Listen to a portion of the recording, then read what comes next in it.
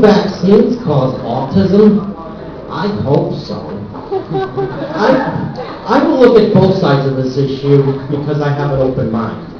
Well, actually, most issues have two sides, but I believe this is an issue that has three sides. On the argument for vaccines not causing autism, there are more people who have autism now more than ever, but it's because more people are being diagnosed with autism than ever.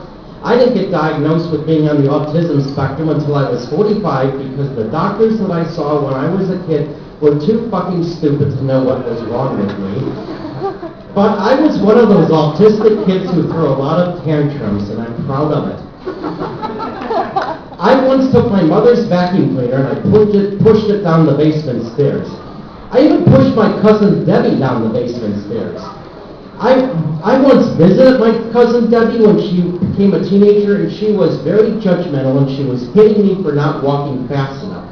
She was your typical stuck-up, snotty, conformist teenage fucking cunt, and her voice sounds very similar to the way Kathy Lee Gifford talks, who's also a fucking cunt. Well, it just goes to show that people with autism are good at saying what's on their mind. Autism is fucking beautiful.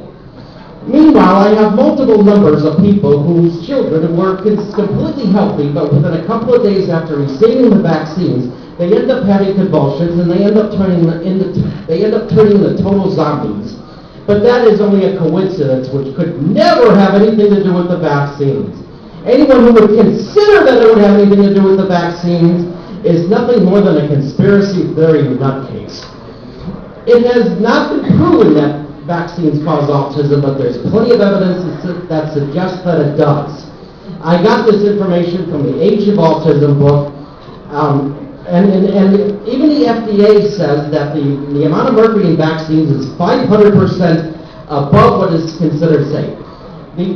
Also, the Age of Autism book says that autism has only been around since the 1930s, and I don't totally agree with that. Benjamin Franklin and Einstein both had autism, but they had high-functioning autism.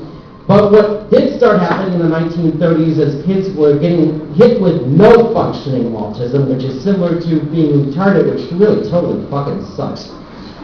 But on the third side of this issue is autism might not even exist after all. Have you ever heard of the indigo children, also known as crystal children, which is better than taking crystal meth?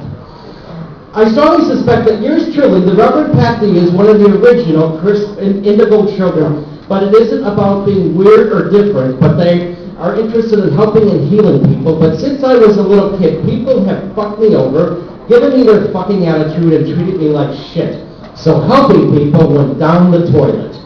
If people were nice to me, I probably would never have been so crude and vulgar in my spoken words performances. Sometimes I'm glad people treated me like shit.